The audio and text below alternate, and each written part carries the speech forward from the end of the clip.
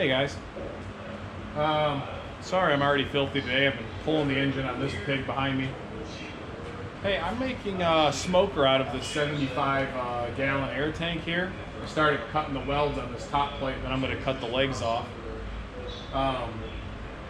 Decided I'll make a video on it. Why not, right? You know, it's not my normal forte. It's not vehicles or engine swaps or anything like that. But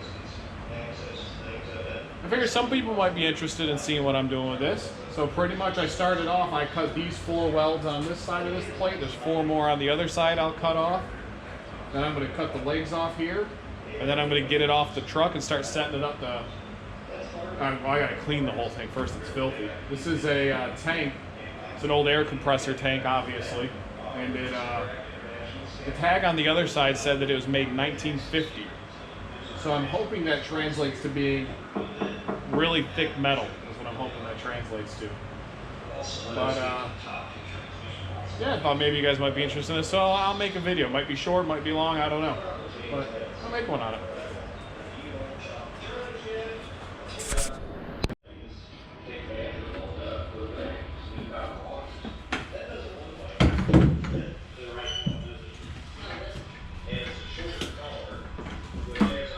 Probably asking why I'm doing this up here on the back of this truck. It's because this thing's really heavy. Really heavy. And I'm going to cut as much steel as possible off of it up here before I've got to figure out how to get it down there. That's why it's getting cut off up here. It bolts to it. So maybe using the shorter collar because...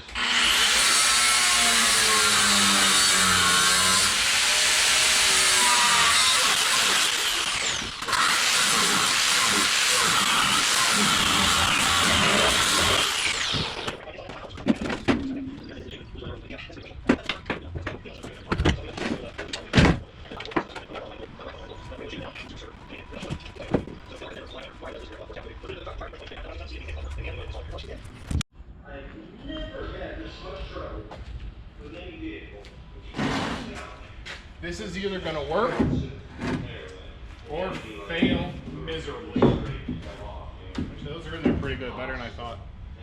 I am going to have a little bit of forethought and swivel the tripod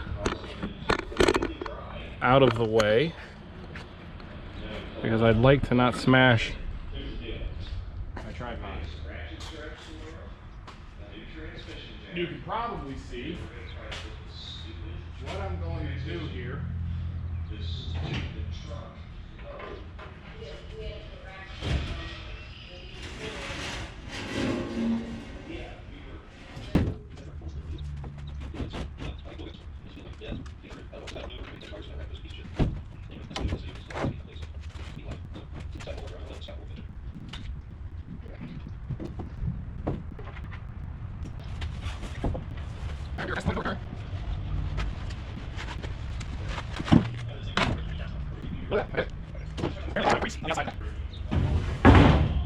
Really helped.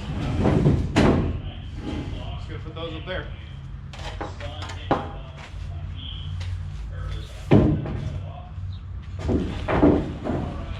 Nice.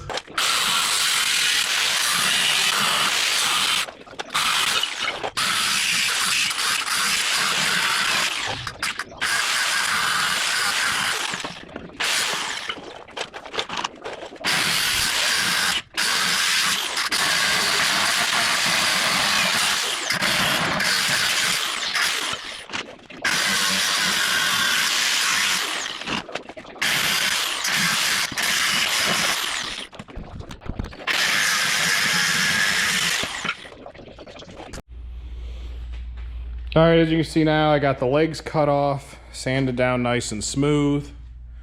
All 4 corners. This is still gonna be the bottom of the pit. I just didn't want those legs. Next step is I think we're just gonna take this thing and power wash it, just clean it really good.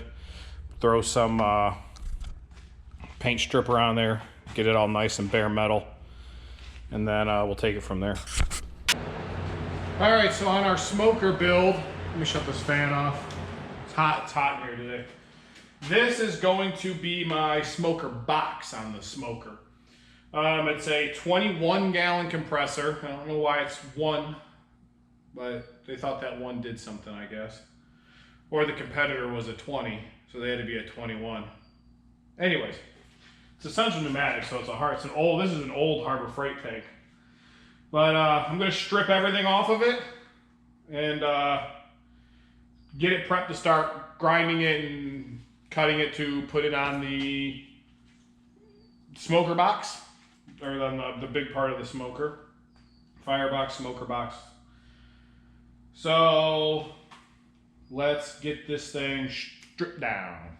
All right, I got everything stripped off of it that made it an air compressor. I got the motor off, the wheels, all the valves and everything. So now I just gotta get the grinder out. We're gonna start cutting off all of the brackets and pipes and stems and all that stuff. I mean, I guess the bonus is doing it this way. I ended up with a lot of extra air compressor parts should I want them. Except for this, I'm giving that to a buddy who wants it for some reason. But yeah, dude, I probably ended up with 50 bucks in just extra air compressor parts when it comes to valves and fittings and all kinds of stuff. So I'm pretty stoked about that. Some copper tubing. Let's finish getting this all cut apart now.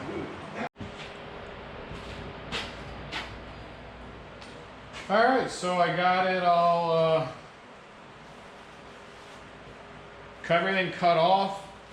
I have all of the mounting points ground nice and smooth, or at least where all the old welds and stuff were. I have a couple of nicks where I got into it with the grinder a little bit when I was cutting the stuff off. But now my next step is to figure out what, I got a whole couple holes to plug. But I'm not going to do any of that until I figure out where my door's going to be and where I'm going to cut out for the vent, or for it going into the big tank. I left this hook on here because it's convenient for a handle and moving it around and stuff for now. I may leave it on there depending on how I end up wanting to set this thing up. You know, this side over here is really nice and clean, so I probably end up making that side my door, and this side will mount up to the big tank, which means I don't have to fill these. I'll just, you know, cut there and cut there, and then mount it into that. And actually, I'll probably go I'll probably go here. Straight across even with the bottom of that one. Then I'll come up like that and just take that section out. And then that'll be, and then I need to cut into that one obviously to mount it. So I need some straight edges. Just clean up a little bit. I had these leftover pieces from another project, which wedge up under there really nice. Like right there is level. Now I just need to get a straight edge. Try to take some measurements on this thing, which is going to be fun. But let me see where I get to. All right, so this is what I'm going to do. I got this taped off here. That's going to be my opening for the firebox. So like I said, I'm just going to follow the edge of this tape all the way around. And I'm going to cut that out. Let's see how that goes. In there. So hopefully that's not too bad. It doesn't look like it's too bad. But this is surprisingly thick. So I'm happy to see that. And the more I look at it, the more I'm happy with this size. Because I'm going to put a couple of fire bricks in the bottom down here. And that's what I'm going to build my fire on, I think. I'm 90% sure that's what I'm going to do. Or the other scenario is I'm just going to get some more thicker plate. You know, maybe something like this. And put it in the bottom down here just so I can have it nice and thick. Because I don't want to burn my steel out either while I'm burning in here. So, but I think this is going to be plenty big enough. I do have this weld seam on the top, which I'm not entirely a huge fan of. I mean, I might grind it smooth. I highly doubt that, because what I'm going to do is I'm going to put a flat shelf up here anyways that's going to hide this, you know, so I can put wood up there to warm up, or, you know, as a warming plate, or just to work on. I strapped it down here, so that worked pretty good to keep it from turning while I was cutting on it. Here's the piece I cut out. I'll probably use that on the bottom of that tank to make my cut for it, so I can match them up. Because I think if I take this, go over to that one and flip it over and put it on there, maybe I'm wrong. I think that'll work. But I'm really happy with the way this is turning out so far. So, cool. Alright, well, I got the main body of the smoker up here on the workbench, and I started cutting out for the firebox there. You want to see what the inside of a smoker that's, or an air compressor that's been around since the 1950s looks like? Yeah. Yeah, that is,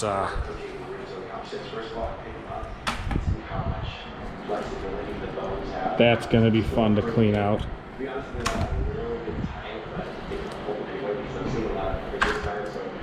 Yeah.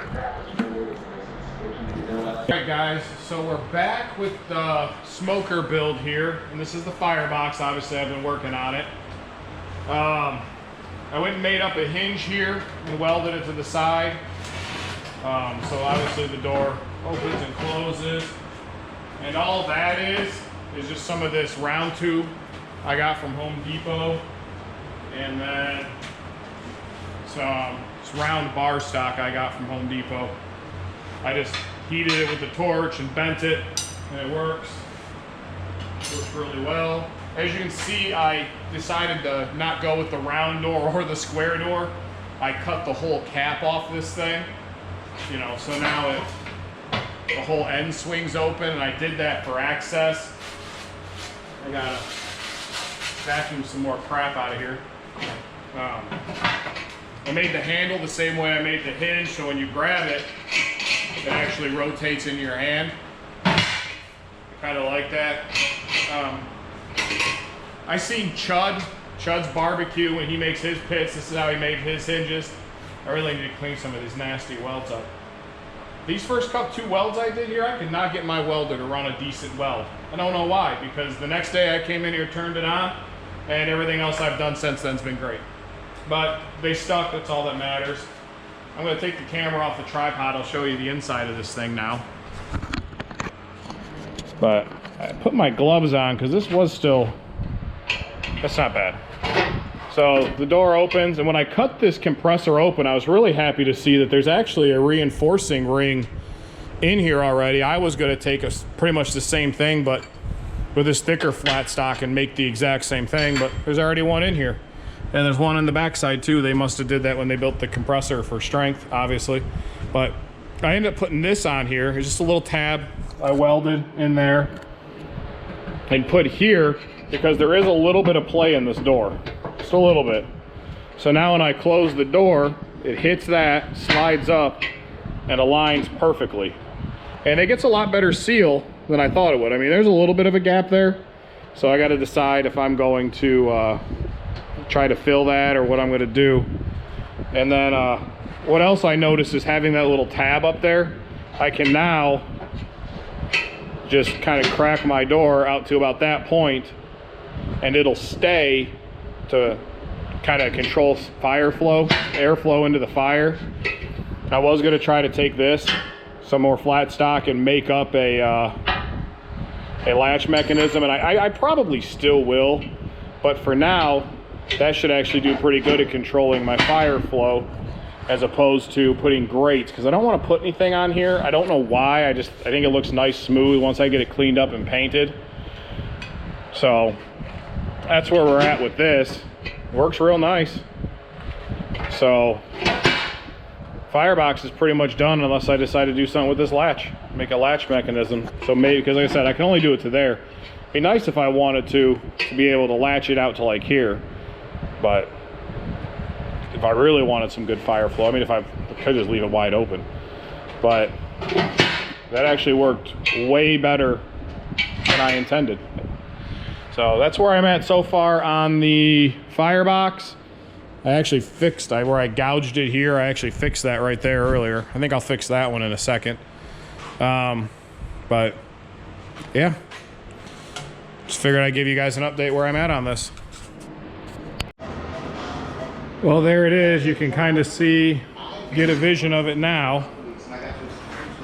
That's what it's going to look like. But yeah, I got a little bit of fitment issues here. I'm going to have to trim up a little bit or find a way to fill these gaps here and down here. Thinking I'll just, you know, do something like this and just heat and bend that around, and that'll fill in most of my gap on both sides. But yeah, there it is so far. All right, guys, I've been working on the frame for the smoker now. So these are the uprights that the tank is going to sit on. Here's where the wheels are going to attach. And I kind of just did, kind of angled it out here a little bit, make it look a little fancier than just something straight. And then that's the neck. I got to cut this down. I don't know what length I'm going to do this at yet. But on this side, I'm thinking just going to do one post on this side, and then we'll have the dual posts on this side, and that's what's going to support the tank. And then down here, I haven't decided yet if I'm going to make a pivot at the neck, a pivot at the wheels, which I don't think I'll do, or if I'm just going to go like mount on the bottom here and just put a bolt through with some thrust washers and then pivot there, and then I'll just do the same thing back here. I'll put a pivot there. So just thought I'd give you a little bit of an update on where we're at on this custom smoker. This whole thing went together really good. The only thing I'm kind of upset about, and I don't know how I managed to do it, is that if you look at these, this one is sitting back a little bit. Once the smoker's all together and everything, I don't think you'll ever notice that, but that's where I'm at. So I'll give you guys an update. All right, as you guys can see now, I've got the frame going together pretty good for the smoker. There's the two back uprights. You kind of seen those before when I welded those on. I've got the hubs on now, so she rolls. This is how the front's gonna work. You see I've got it kind of offset there so it lines up with the back. That's gonna, I got that hole drilled. I'm gonna drill through in the bottom one, just put a small thrust washer in there to help with steering. And then I gotta build my handle, but yeah, there you go. I just thought I'd kind of bring you guys up to date on how it's going and how she's looking. All right, as you can see, I've got it sitting up on the stand now. See, it's got the one pole in the front, the two in the back. I need to get my level on it. Right now, I think it's tilted a little back up, but I'm gonna cut these at a little bit more of an angle so it rests a little more in there. And then we'll weld her in. I gotta make the handle to steer it still, and then I've still gotta push this thing outside and power wash it. But before I do that, I'm gonna put the doors in. Actually, I changed my mind. I'm gonna do one big door on this instead of two. So I'm pretty much gonna come right here on the side of this bung. This I'm gonna use as a thermometer bung.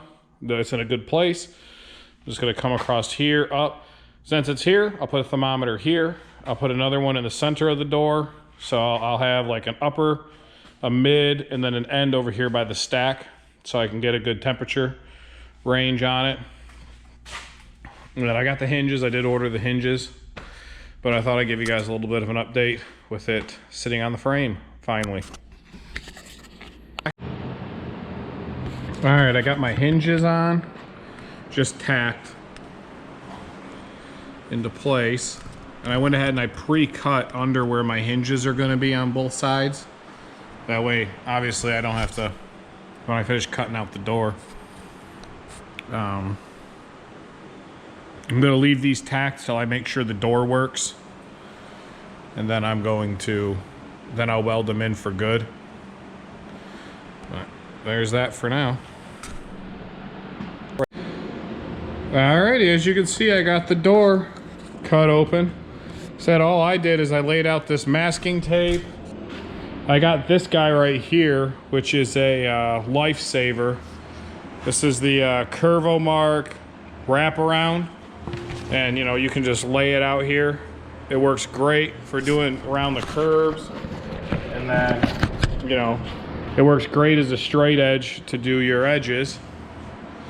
So that thing's really good if you're looking into doing one of these. I got that tip from another builder online. and it's been great. I got my handle welded on. There's my handle. Did this so you know it kind of rotates just like I did the door on the box, on the firebox. I welded these stops on. It's hard to see, so the door doesn't flip all the way back. But yeah, all I did is I cut these two spots here, right through here, tacked the hinges on, and then I cut, same thing, I cut from here all the way through to here, welded my handle on, and then just finished my cuts all the way around. Just took my grinder and followed the edge of my tape. I like using tape a lot more than I like using marks, but you can do whatever you want. And then opened her up, made sure she worked, made sure the door worked, then closed it up, finished welding my hinges on, then I welded the stops on so the hood doesn't flip all the way back, but she runs nice and smooth. Now I'm just gonna get, I got a bunch of flat stock to make my seal out of. But yeah, I don't know if you can see in here, I don't know how dark it is on camera, but it is nasty. One second, let me just go grab a light, I'll show you. All right, now I got a light. And you can just see how cruddy the inside of this tank is. The good news is as far as I can tell, the metal is still nice and thick. This is just, you know, crud. So I'm gonna have to scrape all that out, clean all that out, and after I get, but I'm waiting to put my firebox on until I do that, because I'm just gonna flush it right out this hole. I'll just roll it outside and flush it out that hole. But that's how I did that. I'm just gonna take my grinding out the flat disc and just massage all these edges so they're not sharp anymore. But couldn't be happier with the way it came out. All right, after about an hour of scraping, inside's pretty much got all the debris scraped out of it. Was pretty much zero rust scale. You can see a line right about here where there was a little bit where maybe some water a long time ago sat in it, but this actually used to be the bottom of the tank. You can see where there's an outline right here. So that used to be the bottom, so that's probably why that's discolored there.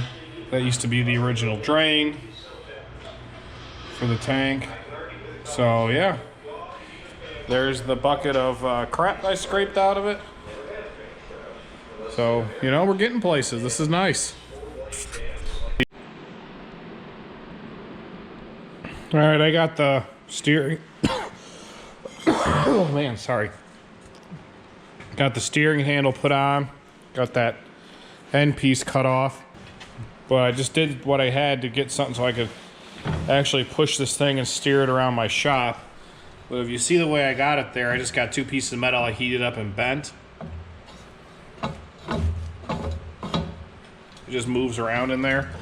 All right, long due update on this. I got the flue put in. Goes up there, comes down. Then I got 3 different levels, fully closed. It's about, you know, 50-50, and then open. I'm gonna redo this. I don't like this at all, but I need to get something done so I could actually start using this thing. Eventually, I'm probably just gonna put a plate here and put notches in it so I can just go up and down. I may redo something, and I'm probably gonna do something different with the handle. I'm not overly happy with the rebar, but for now, that gives me a functional flue. Plugged up these holes with these bolts. On the inside, I put these in so I could have a second shelf in the future if I ever wanted one. I don't think I'm ever gonna do one, but I've got the option. You know, I've got my grill around here on the firebox. I put in just some angles here so I could stack up wood or put a pot or something on here if I wanted to. In here, I just put just the most basic rack ever. Again, just so I could start using this thing. I'm gonna build something different because I wanna do some fire brick But that's just something to keep it going for now. I added grating on the bottom there for a shelf. I did a little hook here I made out of an old extension that the end broke off on. So I think all I've got left to do is down in this hole right here, that plug, I'm going to take that out and put a grease trap in to replace for the grease to run. But next is to power wash it.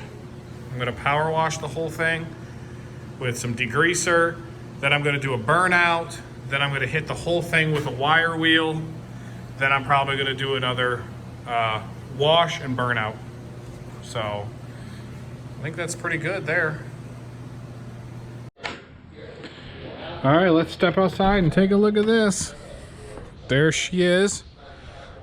We're doing our first burnout on her. I know that we're kind of jumping ahead here a little bit. I didn't have much time to film, but I'm keeping her a little on the warm side. As you can see, the paint here is all starting to bubble off, and you know, I welded these on here to give me a place to set stuff, like if I wanted to warm up some wood, or I mean, that's hot. You could put a pot here, probably boil some water, you know, melt butter or whatever. Got a good fire going in there. If you listen, you can actually hear the draft. That's pulling a really good draft.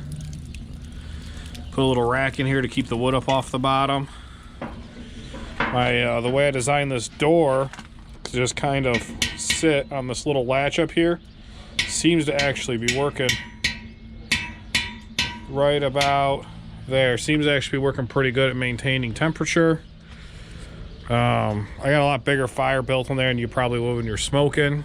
Come down here, like I said, I put the temperature probes in. I did the edging on it around the door. She's got a little bit of leakage, but I can't really tell if this is leakage yet or if it's the paint burning off. I guess we'll figure that out later. If you look, my bar for my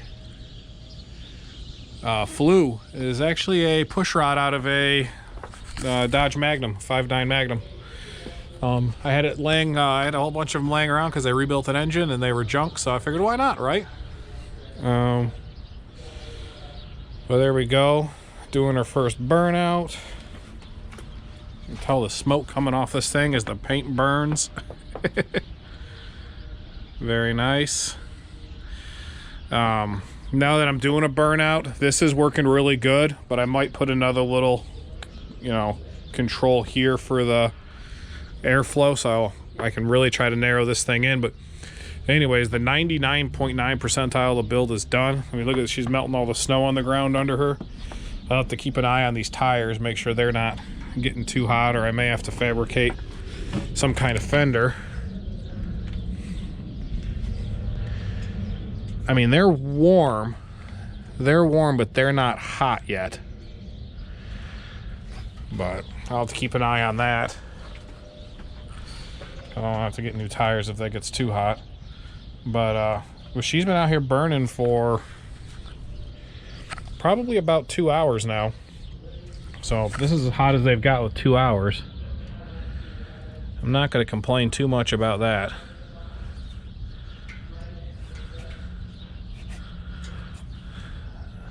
A little hotter down here,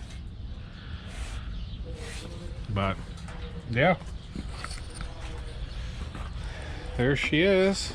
Just giving you guys an update. I'll bring you back when we do our first smoke on her. All right, we got the fire going. Today we're running the biscuit test on the smoker. I got this tuned in right. It should be right about 250, 275. That's what it's been kind of running most of the day. All right, let's take a look at these biscuits.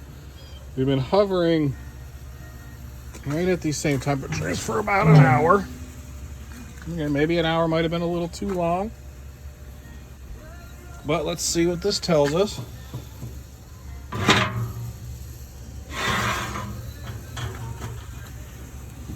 I mean, it looks like they have some pretty even cooking. These ones are obviously cooked a little more, but they're right here by the firebox. I checked on these about halfway through, and again, they all are very, very close in color the whole time. So, this one back here is definitely hotter. And these ones up here in the front are obviously hotter, but I think everywhere in the middle, I think is going to be pretty good. So I like that. The edges are a little darker.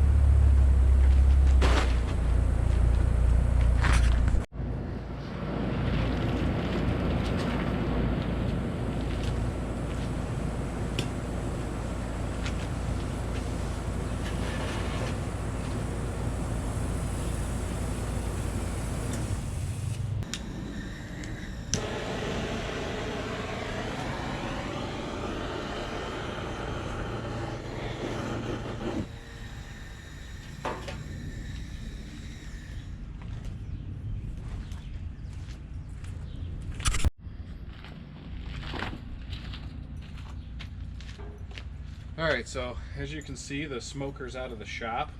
I'm not going to lie to you, this is like the third or fourth time I've actually used it. I just want to make sure everything on it worked good. It actually works really well. So I'm going to get her fired up here. We're putting on a chuck roast. We're going to do it like brisket, and we're doing a rack of baby backs today. So I've got my charcoal here starting. I'm going to take my splitter here. I'm going to cut down some of these chunks of wood down here to help this thing get started. I've already got a couple of small pieces here I'll set off to the side. But I'd like a couple of smaller ones too on top of that. So I got me a little splitting block here.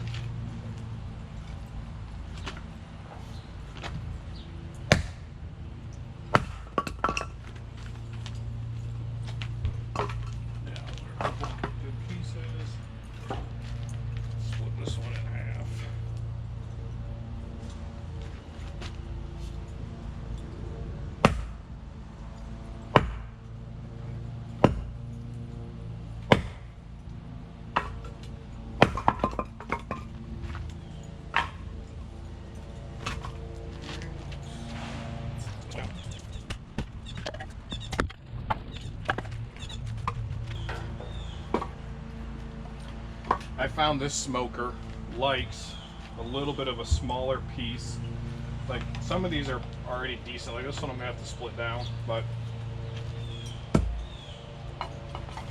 this here seems to be about the biggest piece the smoker likes. It's hot today. I'm sweating. I'm sorry. So I got some pieces down splitting. I'm gonna let that burn for about 15 minutes, 10-15 minutes. Let that get started. I'm gonna dump it in there.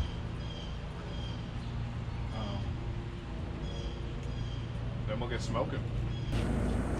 All right, so these coals are good and hot now.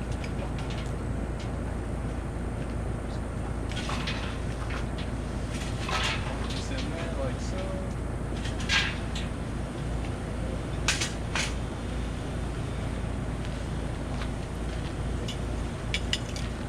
These are my oil hogs, my cool hogs.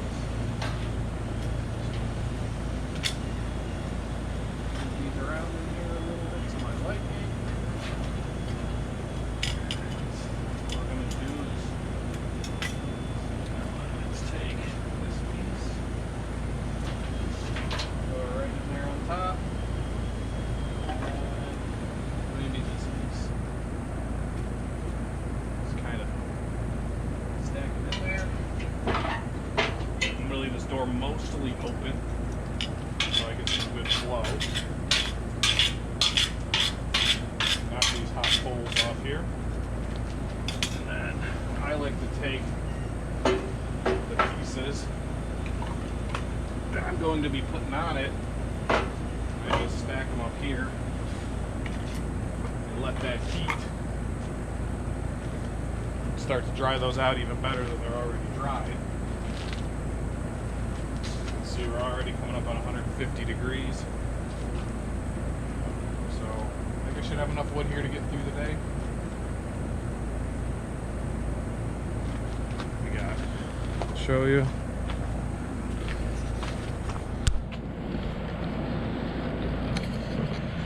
We got smoke coming out the stack.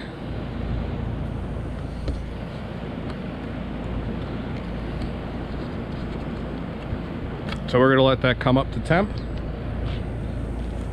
and then I'll be back in about 10 minutes. We'll throw the chuck roast on.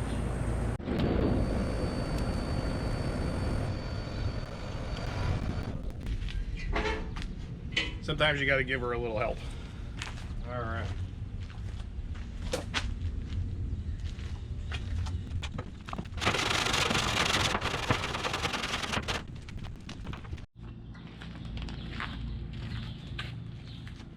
So we're at about 250 degrees.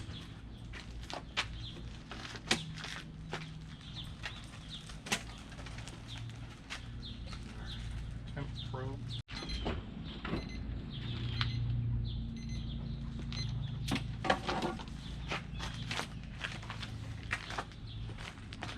All right, so here's our chuck roast.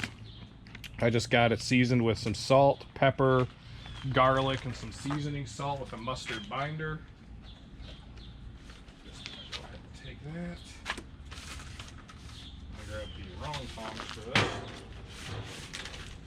So right there in the middle of our grates.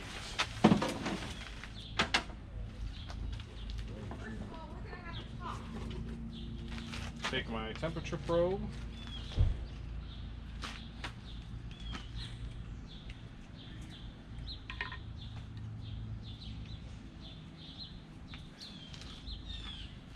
So right here in the thickest part of the meat.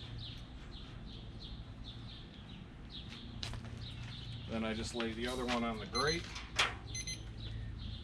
just to keep an idea of the temperature of the pit itself. Then the water pan.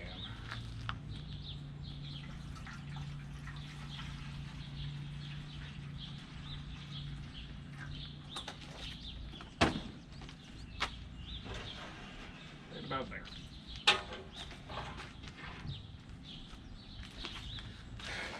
All right, we'll keep an eye on that. I've got a remote unit in the house that tells me what the temperatures are. Take a look at our fires. Fire's looking good. That smoke should clear up in a minute. We'll come check on her.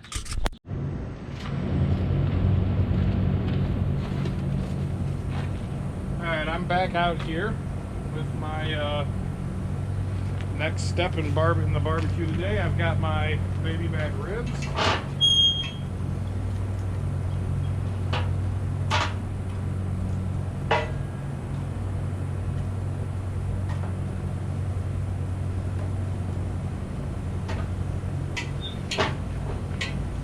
Throw a couple more logs on. Oh yeah. Let me get you in here. There we go. Just getting some nice color already. Been on there for was about an hour and a half, maybe close to 2 hours. Go ahead and get this rack of ribs on there. Ooh, almost. Now these, I just did some Tunnel barbecue seasoning. It's from Canada, also known as Valerie's. I don't know if people out there think that they're different. People in my Canadian YouTube, anybody's watching? I believe Valerie's and Tunnel is the same. I'm wrong, but that's fine. But that's my belief. I'm sticking to it. This one.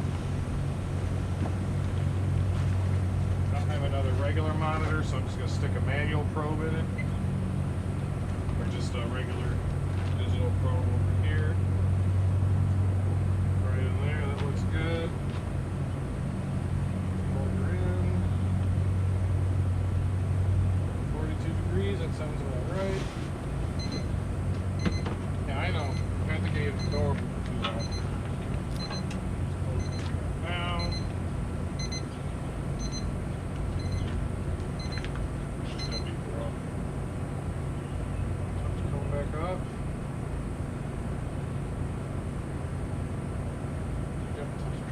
Good.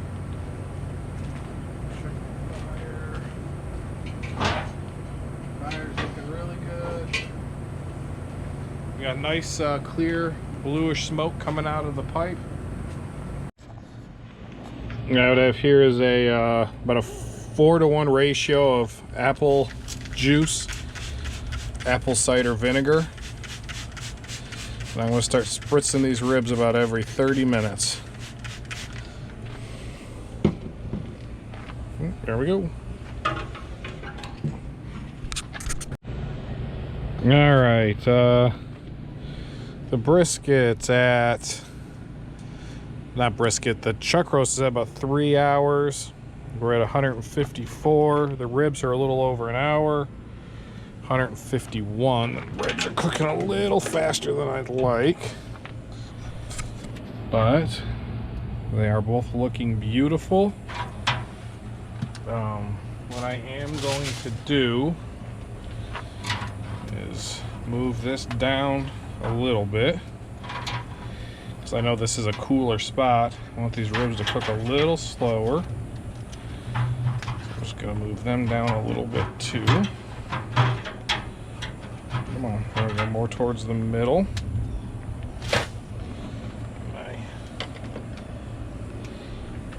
Water tray is getting a little low. Let's top that off. Awesome. Alright, I'm going to go get my spritzer bottle ready. We're going to start spritzing that with apple juice and apple cider vinegar mix. But this guy, oh yeah, that's looking good. Alright, now after about 2 hours, my ribs are up to temp. Just like I wanted. I'm going to go wrap those now. Got a little bit of bone peeking out along there. Perfect. My roast is up to temp also. Starting to get some puddling on the top, so I'm going to go ahead and wrap that too. Alright, I got the ribs and the poor man brisket wrapped up. Now the chuck, we did exactly like we would do with brisket. We wrapped it. Only thing I put in there was just a tiny amount of I don't know, 2-ish tablespoons of lard. Them are hot, if anybody didn't notice. And then the ribs, just like you would wrap ribs, they're in tin foil face down. A couple of pads of butter on the bottom. Put the ribs on, a couple pads of butter on top. I put in a splash of apple juice. And then just wrap them up. We're going to reinsert our very hot thermometers.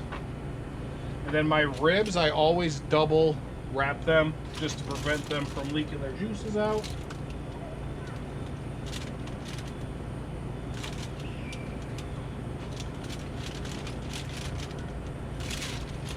Just make sure I didn't poke that probe all the way through. And the brisket. Ooh, that's hot. All right. Now we're going to bring everything up to about 205. We're 165 on the ribs, 167 on the brisket. I keep calling it brisket, it's not. Let me split another piece of wood down here to have that ready, and we'll be good to go. All right, well, I was trying to avoid this, but our ribs are at 207. Our poor man's brisket is only at 188. So I'm going to pull the ribs off, put them in a holding oven for a little while, and let them sit while we wait for that to get done. All right, she hit 205 to 207, so we're going to go ahead and pull her off. Let her rest for a couple hours. We got this fired back up because we're going to bring the ribs back out, sauce them, and let them sit on here for about another hour and a little bit. So we're not going to let the fire go out quite yet. All right, it's a little while later. These ribs have been sitting, staying warm for a while. Now I've got a maple sriracha cherry sauce, homemade here.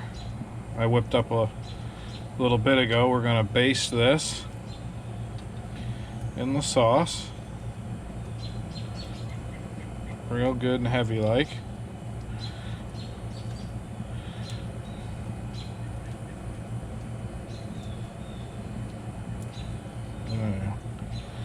We're probably going to put at least 2 coatings on this, I think, before I cut them. So I'm going to do one now. I'm going to give these about 30 minutes. I'll come back out and do another coat. Give them about another 30 minutes and they'll be done. All right, and we are done. Nice color. Good pullback on the bone. Fire's just about out. We're gonna just kind of put her right back on the tray. I can tell by how easily that fork just slid in there how tender this is gonna be. Alright. Put these in. That's garbage. Alright, let's go cut these open.